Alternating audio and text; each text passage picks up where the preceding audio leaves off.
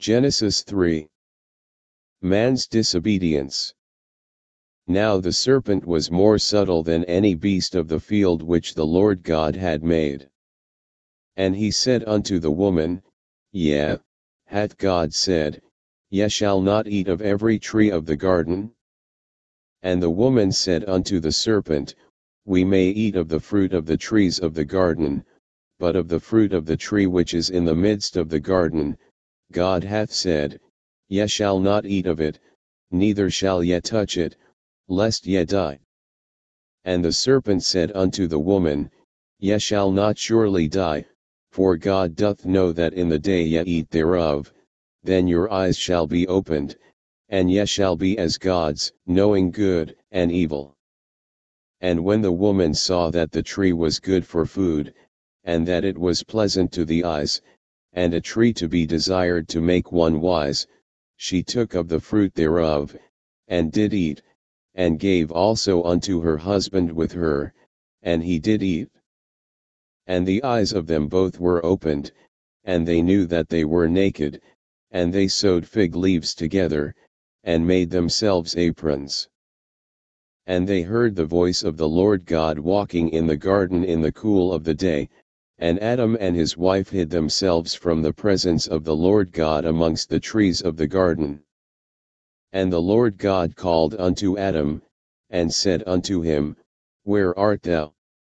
And he said, I heard thy voice in the garden, and I was afraid, because I was naked, and I hid myself.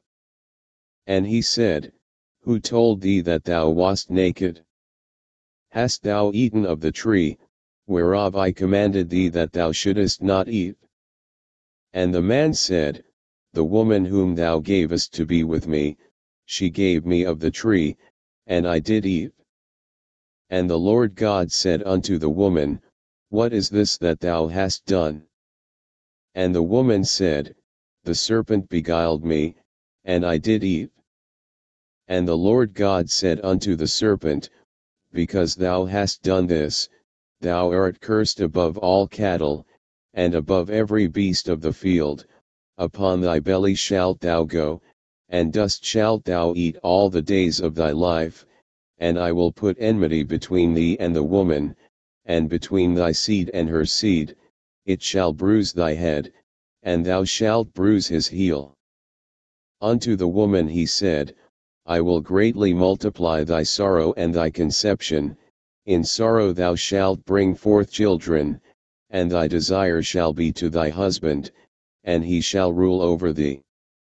And unto Adam he said, Because thou hast hearkened unto the voice of thy wife, and hast eaten of the tree, of which I commanded thee, saying, Thou shalt not eat of it, cursed is the ground for thy sake, in sorrow shalt thou eat of it all the days of thy life. Thorns also and thistles shall it bring forth to thee, and thou shalt eat the herb of the field, in the sweat of thy face shalt thou eat bread, till thou return unto the ground, for out of it wast thou taken, for dust thou art and unto dust shalt thou return. And Adam called his wife's name Eve living, because she was the mother of all living. Unto Adam also and to his wife did the Lord God make coats of skins, and clothed them. And the Lord God said, Behold, the man is become as one of us, to know good and evil, and now, lest he put forth his hand, and take also of the tree of life, and eat, and live forever, therefore the Lord God sent him forth from the Garden of Eden, to till the ground from whence he was taken.